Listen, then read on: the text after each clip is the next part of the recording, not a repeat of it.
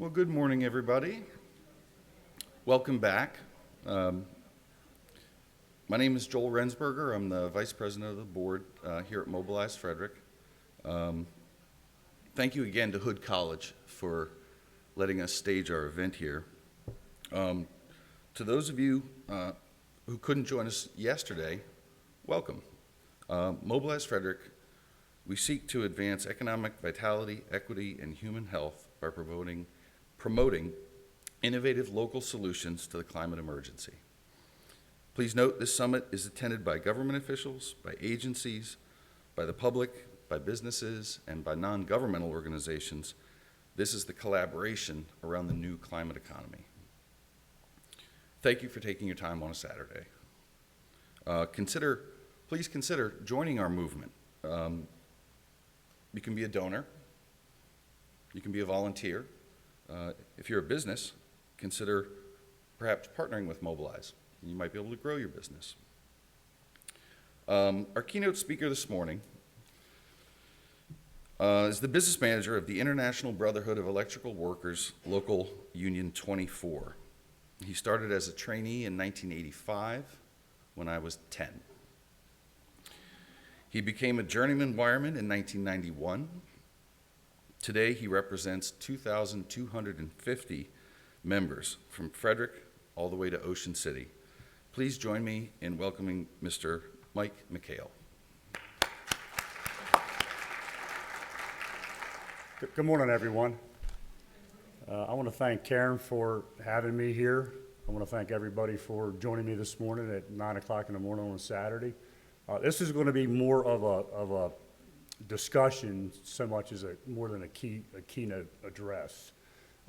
These slides are going to go past about every 9 seconds, and the idea is to try to say with a picture 1,000 words instead of hearing me go on and on about it. I asked my admin, who has a degree in Japanese language, I think, to put these together for me. So my point is, she's a college person with not a lot of experience in the construction industry, and I wanted to know what in my deck of slides from like 20 years of work would interest her. And this is what we have. So when it comes time for Q&A, we'd like to talk about that. So let me check a couple notes here, and then we'll get going. The last time I was on a campus like this, it was McDaniel College in Westminster. And I was there in the middle. It used to be called Western Maryland, for those of you who don't know that. And the reason why we were there was they lost a feeder and half the place was out. And he wanted to know, how can we get some help to turn this place back on? And they called us, and that's why we were there. So this talk, like I said, is going to be more about energy jobs. Well, I'm in the energy job business. We do all kinds of energy, good and bad, new, clean, coal, gas, less and less gas, less and less coal, more solar, more wind, more battery storage. And in my line of work, I was just telling one of your associates before I came up here, for this building, we don't necessarily care where the electrons came from, because we're in the job of utilizing those electrons. When I was younger, we did kind of care where the electrons came from. You got to remember, when you're in construction, all you're trying to do is get a project done, get paid, get the job done on time, feed your family, and most of us don't put a lot of thought into the climate. We really don't. So as far as how I got here today in front of you, I am the business manager of Local 24. It's a position I've had for about 2.5 years. Prior to that, you heard my resume, I was the financial secretary for Local 24, and then prior to that, at 50, I was working with my tools as a journeyman wireman, which is really what I am. So if you don't take anything else away from this talk today, once you become a tradesperson in an energy job as an electrician, that's, for me, how I identify, and that's what I will always be, no matter what my title is. I already talked about the slideshow. Dr. Lamb yesterday, for those of you that were here, she talked about clean energy, and that picture there should make you smile. It makes me smile all the time. That's me, and I usually won't let that get in the deck, but my young people in the office think it's hilarious, so at this point, I let them do it. Dr. Lamb talked about electrical work and clean energy touching generation, transportation, and buildings. So I could talk for a half an hour about any one of these subjects, and I think I'm just going to give you an overview of what we do for a living. So the IBEW, you heard it said, it's the International Brotherhood of Electrical Workers. It was founded November 28th, 1891 in St. Louis, Missouri. Local 1 is in St. Louis, Missouri. Local 3 is in New York City. Local 11 is in Los Angeles. Local 134 is in Chicago. Local 307 is in Cumberland, Maryland. So needless to say, the IBEW has a local union in most metropolitan areas and even smaller areas like Cumberland. And if Rodney heard me say that, he'd be upset with me. But we're all over the country. We have 800,000 members nationally. A lot of our members these days are in construction. When I started, we had 1 million members. And the construction branch was probably the second biggest branch. The difference is, when I started, we still built TVs in America. We still built appliances in America. Anybody that goes down around Columbia and sees all those white buildings with the blue stripe around them, where the Wegmans is, off of Broken Land Parkway, all of that was General Electric, for those of you who don't know that. So we have lost probably 300,000 jobs in my international union through offshoring of work, through a bunch of different reasons, lack of employment here, but we have gained about 200,000 more in the construction branch, which is what I'm in. In Maryland, my wife tells me that nobody knows who the IBEW is. Show of hands, anybody know who we were before I got here? Well, that's actually pretty cool. That's great. That's great. That's getting better all the time. In Maryland, the 13 or so local unions in this state represent 18,000 workers. And that's a bigger number than you might think. They're in aerospace, they're at Goddard, they're in broadcast TV, they're what I do. It's Baltimore Gas and Electric is an IBEW shop. So that's what we have in Maryland. It's important to know that Local 24 is a not-for-profit. I've been around a long time, and I know what people think about union bosses, and it's important for this audience to know I make the same money no matter what. My salary's fixed. It's a percentage of what the journeyman wiremen make in my local union. So Local 24 is a not-for-profit. And you heard what our jurisdiction was from Frederick to Ocean City, Maryland, and Baltimore City is where my office is. I'm actually in Baltimore County by about 30 feet. Our training center is in Baltimore City. I'm a Baltimore City native. I grew up in Brooklyn, South Baltimore. I heard Faith talk about playing in an alley with broken glass yesterday. That was my deal. I'm the son of Irish immigrants, and there's no other McHales in Local 24 in Baltimore. I am the one and only. So the discussion about nepotism and uncles, fathers, brothers, cousins, us being exclusive, you're not being able to get anywhere and into our organization, that was probably true at one time. That is not true today. Anybody who's got a desire to do this work, could meet the qualifications, who can make it to apprenticeship school, has an opportunity to do this kind of work for a living. The funny part about the smokestack jobs, I didn't realize it growing up, but almost every parent in my neighborhood worked at one of these places that aren't here anymore. And I don't want to, it's young people in here, so like if you're older and I'm saying stuff you already know, I apologize. But if you're young, you might not know any of this. So in Baltimore, before we were known as the murder capital of the United States, we were known as the economic engine of Maryland, 100%. And things that caused that reputation for us, we had Bethlehem Steel, we had Carl Lowry Glass, we had GM Assembly, we had 3 breweries. I worked at the breweries, that's another story. We had chemical plants. We had all kind of industry in Baltimore. And the IBEW, unbeknownst to me as a kid, helped build all those places and the building trades. And when I got into trade, you didn't really see a lot of electricians, IBEW electricians out on the street because we were almost always behind the fence working on those facilities. So things happen, the world changes. A kid that I went to elementary school with, actually, his name was Rensberger. His mother and the wife of one of our members, her name was Doris, they started a group in South Baltimore to get rid of all the industry. Now, I don't think it was them, these 2, 3, 4 women, that did it by themselves. But at that time, the world was changing. And my point behind saying that is climate, people addressing climate issues, people addressing environmental conditions, people addressing low and moderate income areas, that's been going on for a long, long time. And we are making progress on it. I did say earlier that this is the only career I've had since I was 19. I've had lots of jobs in this career, but this is the only career that I've had since I was 19. So you might want to say, when you're talking about sustainable jobs, that's what Karen asked me to talk about. I'm going to get to it, Karen, eventually. I'm going to get to it. A job in the trades is a career for your lifetime. If I were to lose this position, I'm elected. I don't always say things that make people happy. The worst thing that happens to me is I go get my tools out. They might be a little bit rusty, and I put them back when I go back to work. And I think that's why careers in the clean energy industry are important. In a lot of ways, they're not new. But once you have a marketable skill in that industry, you can make a living. And you can make a living in wind farms, you can make a living at solar fields, you can make a living building a place like this. I want to talk about our apprenticeship training for a few minutes.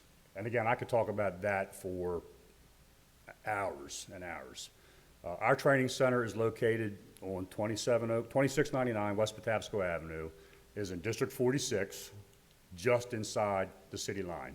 My building across the parking lot's in Baltimore County. We also have an office here in Frederick, and the reason why the office in Frederick has been reopened by the group that I work with is that we are anticipating lots of opportunity in Frederick. And my longer term goal is to open a training center in Frederick and train people that are going to high school now in the trades in Frederick. Not everybody shares that vision. My predecessor closed our office in Frederick. Why he did that, I don't know. I think he did some math, and I think the office that we had wasn't doing enough, and he closed it. It was a mistake, so it's open now. So we meet with Mike Concepcion, we meet with the high schools. You're gonna see us everywhere in Frederick, on the scoreboards, inside the gyms, on top of the dugouts at Key Stadium. I believe in Frederick County. I live in Carroll County now, by the way, I didn't say that, but this job and this career and some good fortune allowed me to move out of South Baltimore. Well, and South Baltimore is different now than when I moved out too, don't get me wrong. Federal Hill, it's a whole different area now than when I left, but Brooklyn's still Brooklyn, I can tell you that. But the job allowed me to move to Carroll County, so I live in Carroll County now. But as far as Frederick goes, lest you think I'm an interloper, in 1997, I was on the first pilot project at AstraZeneca. That was called MedImmune then. We did the Weyerhaeuser job off of English Muffin Way. We did the job, some of these pictures are from it, I really can't say it too much, it's a facility, it shouldn't be seen, but I did a good-sized job at Fort Detrick that took years off my life as a project manager, and we were there for 5 years. We did the SAIC project out off of Gas House Pike. So in construction, it's important to know that where you live doesn't necessarily determine where you're going to work. It's one of those, you got to go to the mountain's not going to come to you kind of deals. So our apprenticeship, unlike the local union, which is a not-for-profit, our apprenticeship is a nonprofit. Our apprenticeship, when Kelly Schultz was the Secretary of Labor, she would come to our graduations, and almost every time she would say, Local 24 has an apprenticeship number of 001, which means our apprenticeship is the oldest registered apprenticeship in the state of Maryland, dating back to 1962. My local was founded in 1961 for a bunch of different political reasons. We did not have a pension or a health plan or annuity plan in 1962, but we did have an apprenticeship. So the first thing that the folks did that started our local union over again after a problem, was start our apprenticeship program. Today, we have about 400 apprentices. This last class we took was 120. We get about 1,000 applications.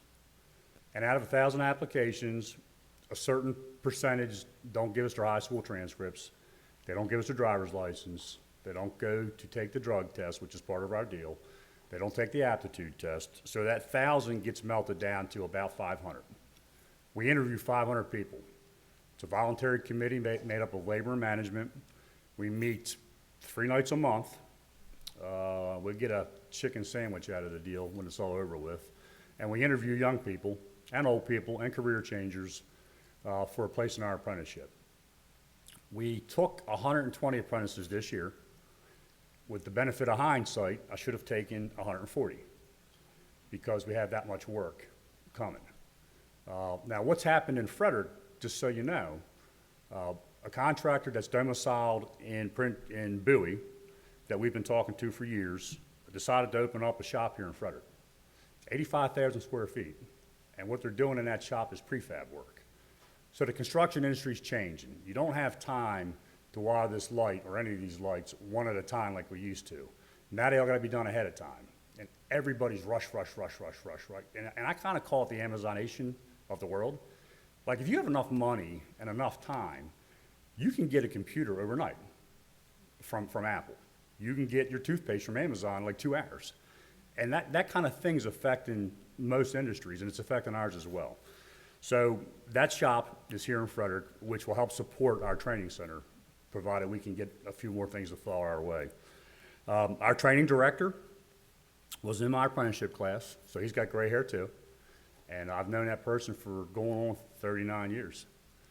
We never thought that either one of us would rise to a position of authority in our local unions. We literally dug ditches and were called coffee boys when we were young. That's what we were. And it's nothing better actually than being a coffee boy and then like 5, 10 years later, you show up on a job and like the dude's working for you that used to give you a hard time. That's one of the most satisfying things about this career. Now, there is a downside to that too. Like when I was 50, I got laid off and I had been a vice president at a company that went out of business. So I'm an electrician. I'm gonna stay in my pension plan. I'm gonna stay in my health plan. So I'm out of work, I go back to work. I show up on the job, it's got like 35 people on it. And of the 35, like 20 of them I had laid off previously through my career. So they beat the crap out of me, as you might think, verbally, not literally. So this is a thing, like once you become one of these people, an electrician, it's a small community. And you go up and you go down, but it's a really rewarding career. So as far as our apprenticeship goes, we have national standards. So the training that I get here in Maryland is the same training that they get in San Jose, California, is the same training that they get in Calgary, Canada. It's called the International Brotherhood. We could do a little bit better on the international part. We have Canada, we have Puerto Rico, and that, I don't want to slight the international because they'll come tear me up, but I think that's probably it. We can do better if we're going to be truly international. For us here locally, we are totally self-funded. Important for folks to know. We started to, because here's what's happening. Our budget yearly is about $3 million, and that comes out of an employer contribution and employee contribution. So my members would make 2.25% more in their check if we weren't sending that money to our training center, which is the same training center that trained me. So what we do is we go through the program. If we graduate, we become journeyman wiremen and other things. And as long as we stay working in the collective bargaining unit, we fund those that are coming behind us. Voluntarily, we fund them. Now, what's happened through the years, which has caused what I said to me hesitate just a little bit, we noticed that we would work in Annapolis with our allies to get language that would promote apprenticeships. And what would end up happening by accident was it would promote apprenticeships, but we wouldn't take advantage of it. Because our employers like to say, and we're very close to our employers, they would like to say, Mike, we're entirely self-funded, we don't want to add state money. Well, all right, we just worked our rear ends off getting, grant money out there floating around, and here's the competition taking the money. So recently, Neil and I have decided that we will take state money for additions to training. We just got an offshore wind grant for $800,000. I can't say enough about offshore wind. I'm going to run out of time. I'm going to be honest with you. I was afraid I couldn't fill my time when Karen said to come do this. I'm going to run out of time, and that happens all the time. So anyway, our apprenticeship, and we graduate roughly, anybody know how many folks that start Hood College graduate? Anybody know that number? What the completion rate is for college freshmen? I don't either. I know for me it was 0. That's why I became an electrician. But the number is somewhere in the 60-70% range, I think. Like people who start things that for whatever reason don't finish them.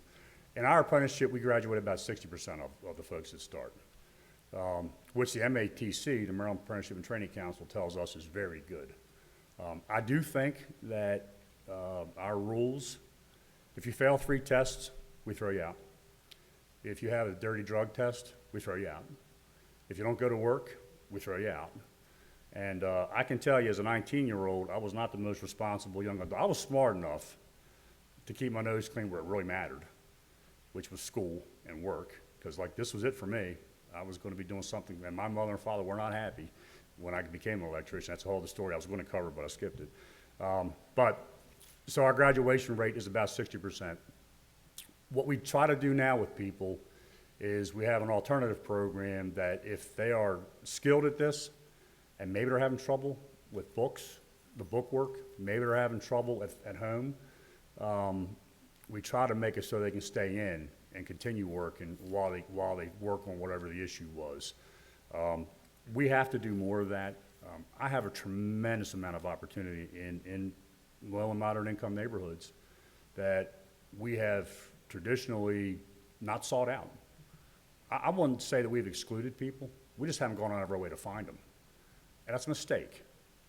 When you build a coalition, when you get involved in things and you want to help, from a matter of common sense, if I'm in South Baltimore, or I'm in East Baltimore, or I'm in Frederick, or I'm in Ocean City, nobody knows who I am. But if I have a coalition and I have members that live in that area, that vote, that go to schools with people, things go a lot better for us. So you're going to see more outreach from us in low and moderate income areas.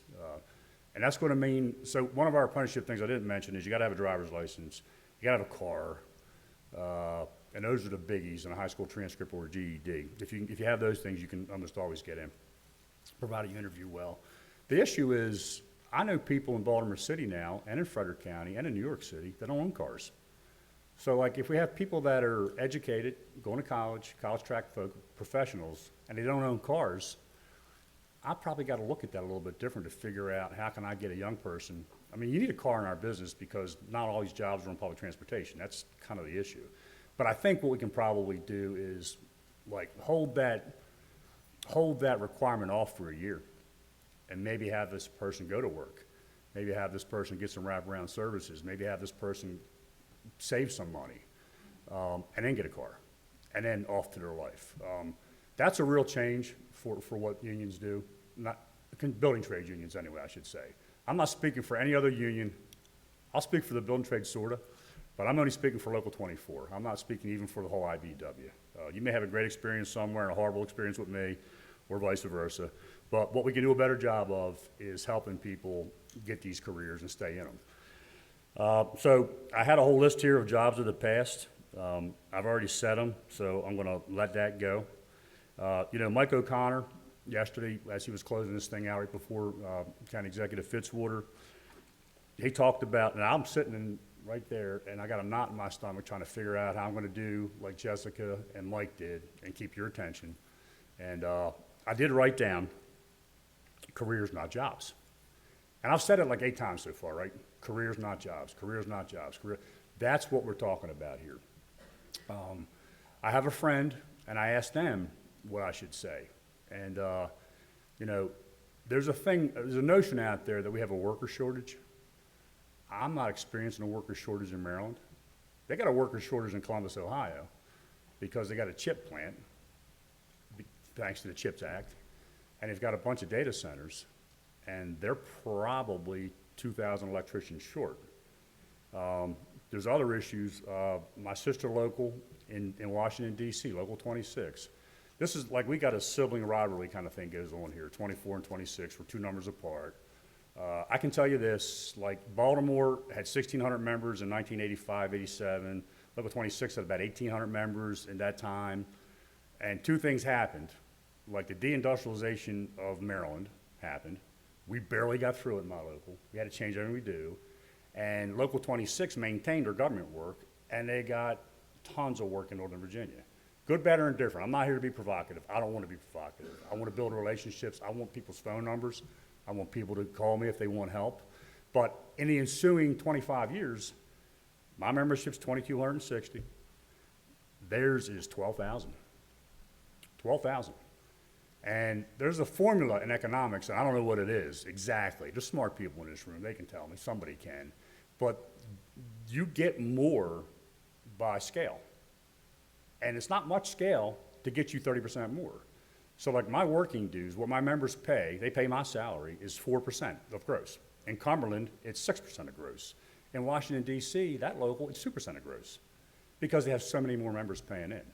I think it is important to say that they do have 1,300 apprentices. That's big, right? They've had as many as 1,600 apprentices.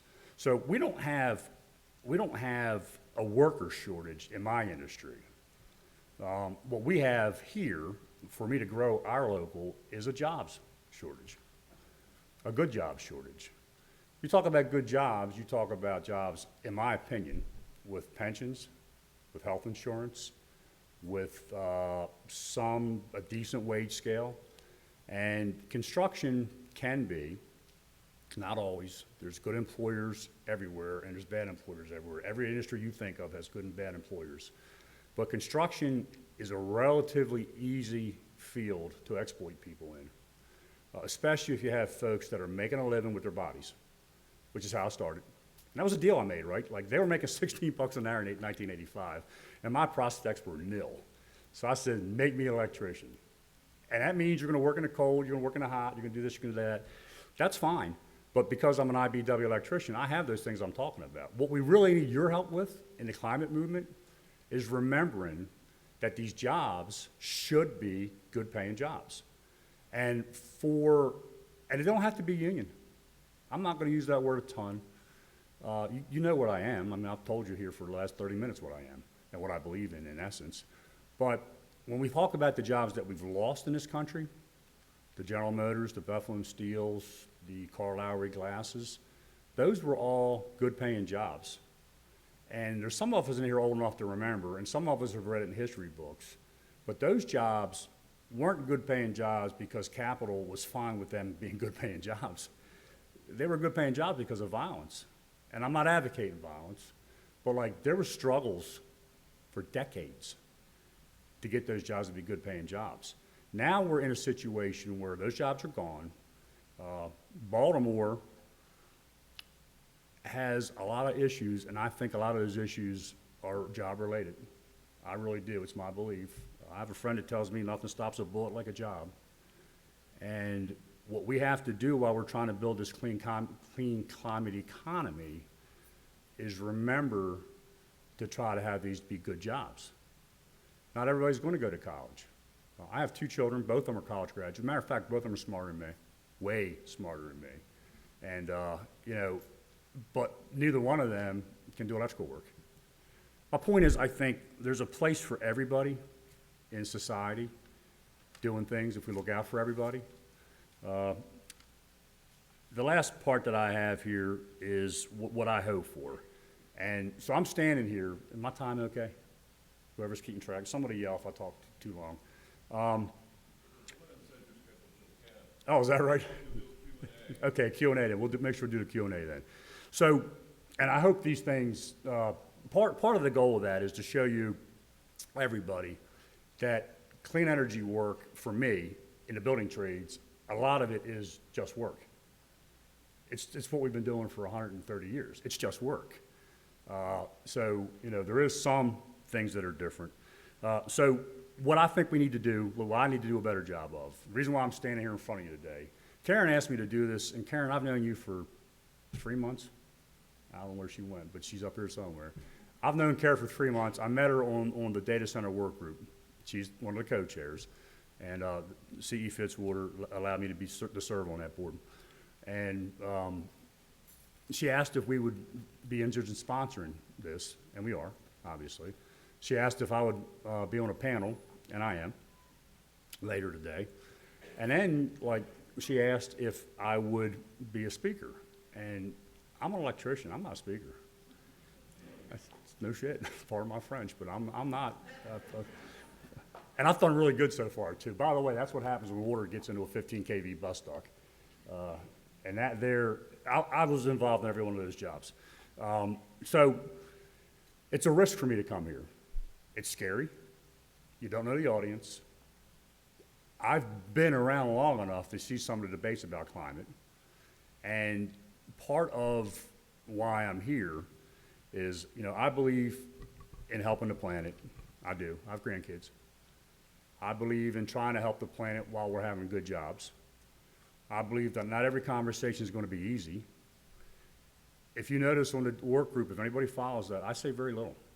I say very little. I have a huge mouth, but I manage to keep it shut, and I manage to listen. I have a friend that really works on me. They're like, will you just shut up and let me finish the sentence? And they're my friend. But like what I notice is emotions can run high in all these conversations. And if your father was a steel worker, or if your father worked at the paper mill in Luke, Cumberland, by the way, is a wreck as well. If anybody doesn't know it, Cumberland, Maryland, which we all think of as a rural, easygoing kind of place, they're devastated by the loss of good jobs. I mean, and I can rattle them off too. We're very close to Cumberland because we're in the same health pension and annuity plans. So my, excuse me, the business manager in Cumberland and I are very good friends. And I used to run work. This was one of my jobs, the solar field at Volvo. That was a job that I was a project manager on. So the Cumberland area is the same thing. So if your grandfather or father was a steel worker and his or her plant got shut down, there's some hostility towards what we talk about in climate, right? And if you worked in that steel mill, or if you built that coal-fired powerhouse, or if you support gas, then there's hostility from the climate movement towards the building trades, or anybody that has that opinion. I think working together, where we can, I assure you there's going to be areas we do not agree on. I guarantee you. And, but I think we can listen to each other's viewpoints, and I do think we can work together. I have a couple of examples where we have worked together, and then I'm going to wrap it up, which means 25 more minutes. Nah, I'm kidding. The IBEW on a national level was instrumental in the IRA. No ifs or buts about it. Our phone rings constantly because of our national leadership and the part that the IBEW played in the Inflation Reduction Act. You know, the Infrastructure Act, also very involved in. The CHIPS Act, also very involved in. Politics is a funny thing, but all I'm going to say is we have an administration in the White House that is putting American manufacturing and good jobs to the forefront. And you haven't heard so many people talk about union, this, that, and the other in my lifetime. In my lifetime. So whether they're union or not, as long as they're good paying jobs that support middle-class family lifestyles, that allow people to put their kids through college if they want to, that's what we support. Locally, we were fortunate. Well, so I sat next to Jamie from CCAN yesterday. 2 years ago, I wouldn't have got near him with a 10-foot pole. Serious, because like all he wants to do is shut my stuff down, right? That's what he's after. We had conversations, and we met, and we talked, and we got to be friends. I have an electrician who I taught how to bend pipe in apprenticeship school. He's on my staff now, and we got involved politically to the point where we had to register a lobbyist for our local union. We do it in-house. Well, Rico and Jamie, guy's name's Rico, ironically, he is, I won't get into all that. We joke a lot about Irish and Puerto Ricans and all kind of other stuff about, it's a whole other story, him and I, family stuff. But he's in Annapolis every day. By the way, those reels weigh 24,000 pounds apiece. That's a human being standing in front of that. So he's there every day. Him and Jamie work together. And we worked with the sponsor of the Power Act as well. Does everybody know what the Power Act is? No? So I want to get this wrong. I'll hear about it later. But the offshore wind industry in Maryland, the first two projects are basically being built by U.S. Wind, which matters to me a bunch because they're building facilities, they're going to build facilities at the old Bethlehem Steel plant in eastern Baltimore County. And Ørsted is doing the other project. I do have a bit of bad news about that, but that matters to me as well because they are building a facility at Bethlehem Steel too. So those two projects are going to be ratepayer financed and based through OREX. And once you start getting into policy and acronyms, I get lost. I'm an inside wireman. The Power Act says in Maryland that our goal that Westmore announced last year of 8.5 gigawatts of offshore wind power, the balance between the two, the difference, will be paid for, the power will be bought by Maryland, the state of Maryland, Department of General Services. I didn't know any of that kind of policy stuff until a year ago. So we worked with the sponsors of the Power Act. It's Delegate Larg Charkoudian in Montgomery County, and it was Delegate Katie Fry-Hester from Howard County. And that bill is a first of its kind in the United States. Ironically, other people in Texas want to use the model for gas. So, you know, no good deed goes unpunished, so you might think. So we were very involved in that, and we're fortunate. Like these really smart people will have conversations with us because we're honest and we're earnest, and we want to work with them. So the last thing that we worked on is network geothermal, and I have an interest in network geothermal. There's a bill this year in Maryland for a pilot project. It could use your support. Delegate Charkoudian is the primary sponsor of that bill as well. And she put together a trip. They're doing it right now in Boston. There's two pilot projects in Boston. They're both in low and moderate income neighborhoods. They're in Framingham and Lowell, Massachusetts. And about 3 months ago, maybe 4 months ago, she put together a trip to go up there and look at these jobs. And she put Washington Gas on the trip. She got Baltimore Gas and Electric on the trip. She got the PSC on the trip. She got me on the trip. She got the UA. UA stands for United Association. The other union that's active in climate is the United Associations of Plumbers and Steam Fitters. So if you hear somebody say UA, just like IBEW, now you know.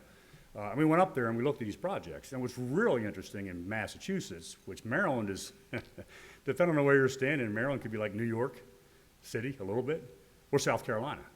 It depends on where you're standing in our state when you have these conversations. But Eversource and National Grid, the two gas suppliers in Massachusetts, are doing those projects. So New York State's got 10 of those projects right now. They have 6 or 7 gas suppliers in New York State. And the industry in that conversation is fraught with danger for me. And I will be frank with you. We have people that work in the gas industry in the IBEW. We have people that install gas pipe into people's houses in the IBEW. We have technicians that still run powerhouses that are fired by gas in the IBEW. So like if I get too fired over my skis, I'll get a phone call. But I'm telling you why I'm here. Like in 1991, when I was working on Unit 2 at Brandon Shores, like I remember stuff like this like it was yesterday. I was a 4th-year apprentice. Unit 2 makes 620 megawatts, at least it did when he built it. There was plans to put 2 more units there, by the way. Those 2 tall smokestacks were each supposed to serve 2, so there'd been 4 units there. Like, it's mind-blowing that we were building this stuff in the 90s, and, like, the industry would start to go away for a bunch of reasons literally 15 years later, right? The ratepayers are still paying for that stuff, by the way, and Brandon Shores is still running because it's in a constrained zone, and all that's something else to deal with. But the network geothermal, the reason why I'm involved is when they told us, and I think they are standing in this room, sitting in this room, nobody knows who they are, right? But they told us while there was 1,600 people on that job building that thing, that coal was going to go away in the state of Maryland. And we said, oh, bullcrap, never going to happen. Look at this. How can you put this much capital out and have something go away?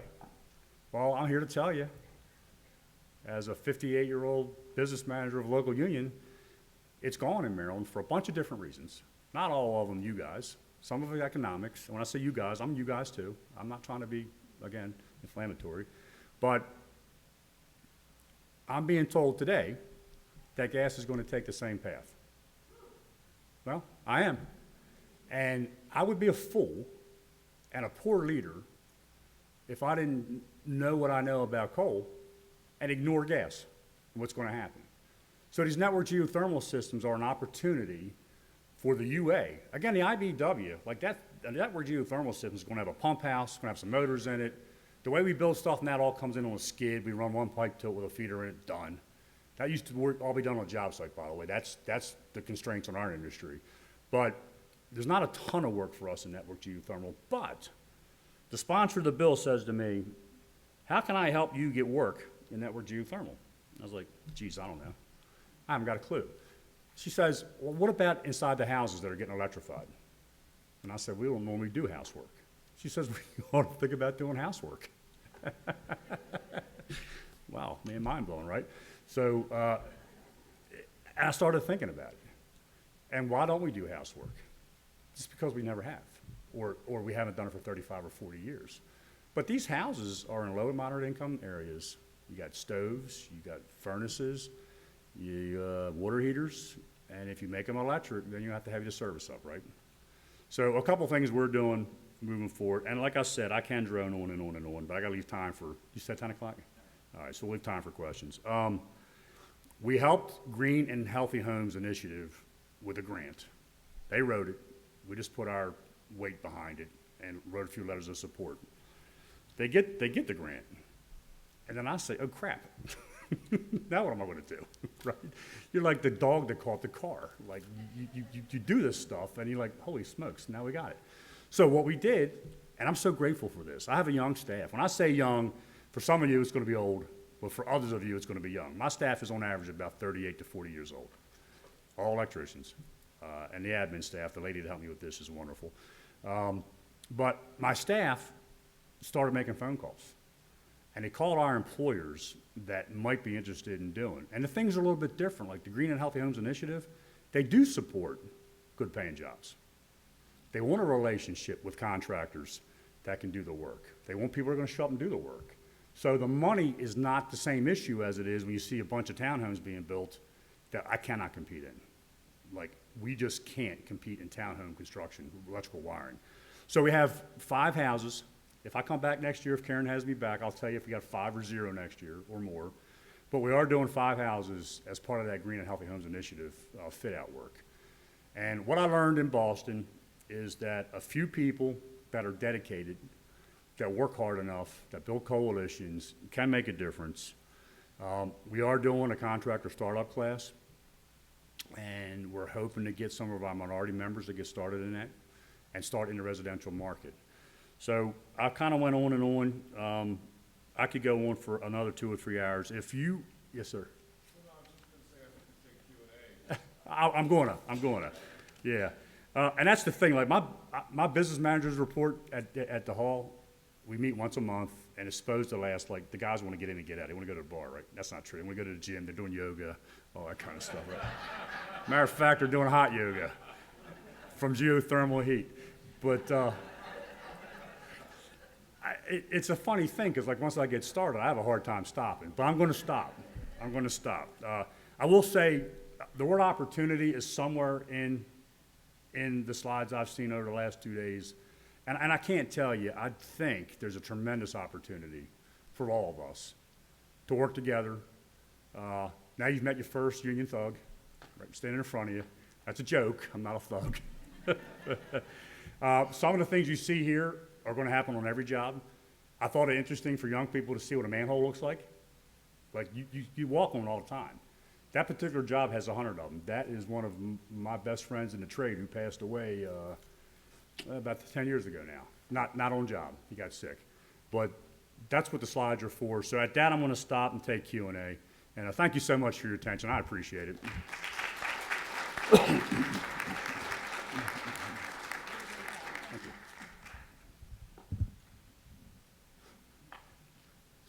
Hey, Mike, I actually don't have a question for you. I just want to make a statement. You know, I'm a builder. I'm a general contractor. There's a couple of contractors over there in the exhibitors hall, And part of the reason I helped found Mobilize Frederick is that I know and believe in my heart that without contractors, none of this implementation happens. And I'm not going to let you be the only one to say it at this show. No shit. We need contractors. Thank you. Mike. Thanks for the cover. Yeah, thanks for being here. And I just want to, what Joel said there, we have to build stuff. And for our coalition, we want to build the stuff that we think is the right stuff. My question for you is, you mentioned the layout, you mentioned your Local 24. How does it work between the regions? So if say your neighboring union area has a big job and they need more people, can your workers move between areas easily, or how does that work? Yes, sir. Thank you for asking that question. So we work off of a book system. So I'm a journeyman wireman. In my home local, I'll sign book 1, and then we go in order of job availability, number 1 through whatever. If book 1 is exhausted and a similarly skilled, same qualified person to me from York, Pennsylvania comes down, they sign book 2 in my local.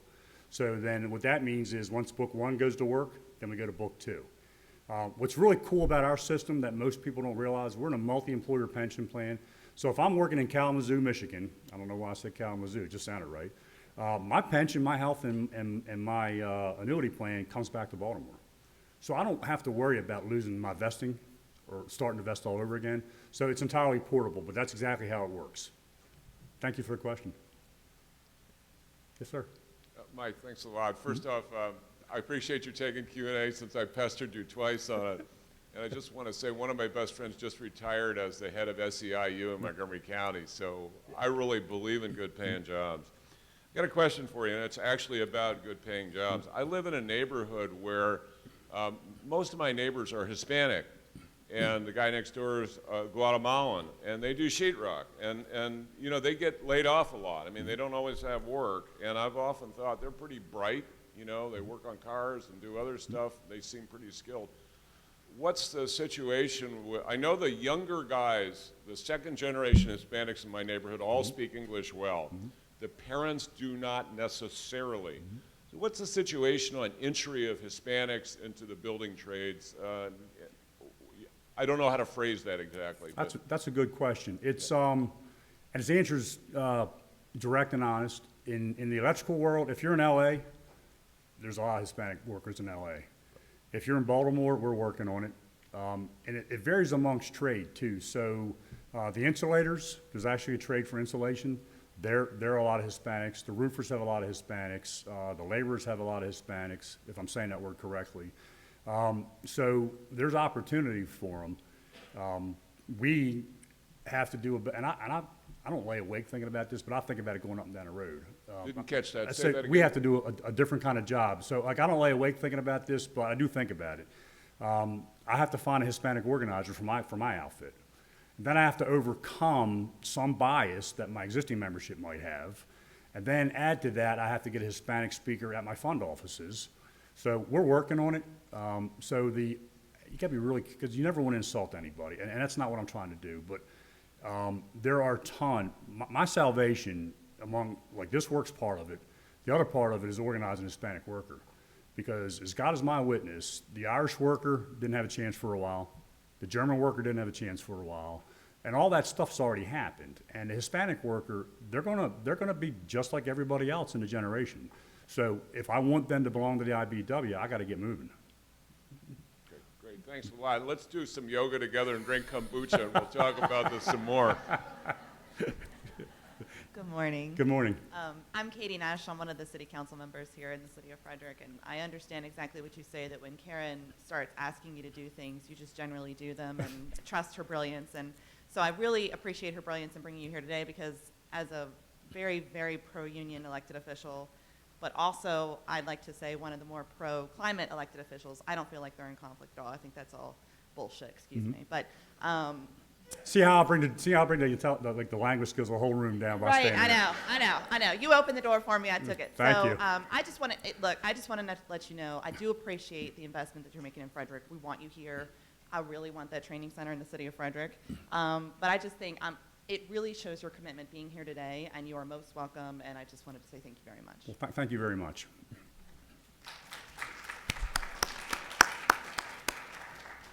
yeah, I hate to follow that with this question because actually something that you brought up in your presentation quite a lot and something that we know statistically is that people in your industry tend to oppose the green energy transition, and it's something that you brought up quite a lot. Also, this misconception that people who work in, the steel industry, oil and gas are going to lose jobs because of this transition.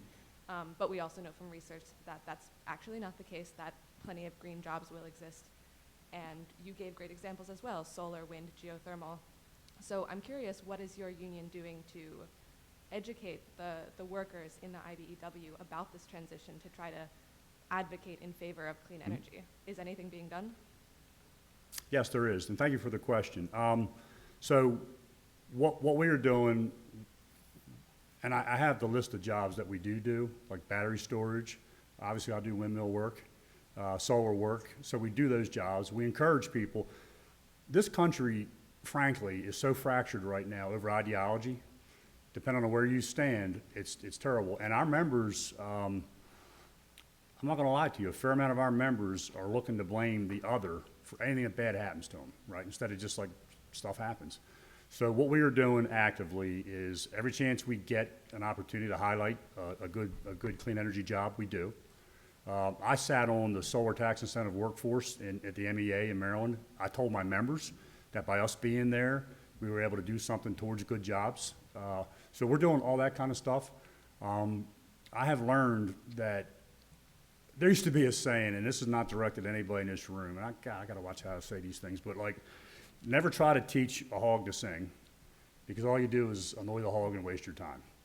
And I think that by example, we can, if people get on these good jobs, see what they know in their mind, they might be wrong, and you cited some research. What they know in their mind is everything stinks, and it stinks because Bethlehem Steel's gone. And the environmentalists did that. That's what they think. But if I can get them to think everything's great, and everything's great because we're building 800-foot tall wind towers that make 14 megawatts of power each, it's great. That's what I have to do, right? I'm here for part of that reason. Like, in order to change their thinking, not everybody is as open-minded, and in order to change their thinking, I have to show them a reward, if that's the thing, and that's where you guys are very important. Because if we allow these new jobs to be crappy jobs with no pensions, no health insurance, low wages, we're not going to get those jobs. That's frank. I mean, we're not in that business. So these jobs are important that they're good paying jobs. They don't have to be union, but they need to be good paying jobs. Is there you have a follow-up, or did I answer your question? No, that was good. Thank you. Thank you very much. Right, I think we have time for one more question, probably, before we switch. Yes, sir. Yeah, thank you for your presentation. Huh? Just a very kind of specific question. Kind of, you talked a lot about kind of like, getting young people into the workforce and that kind of through apprenticeship programs. Can you describe what the union does for people who are looking to like make a career transition, who may have worked 10 or 15 years in a different sector, realize they don't like it, or something happens and they're not able to work? Can you describe how the union handles those situations? Yeah, so the simple answer is, if they're qualified, we take them. That's the simple answer. You did say something at the end of your sentence about something happens and they're not able to work. That's a different kind of story. We don't do real well with, like, I have a young member right now that was hurt in a motorcycle accident. He's been in a wheelchair for a couple of years, and I got to figure out some way to get that person maybe into CAD, computer-aided drafting, that was BIM modeling, that kind of stuff. But we've had lately a lot of career changers. We've had lately, look, I got a kid with $100,000 in student debt.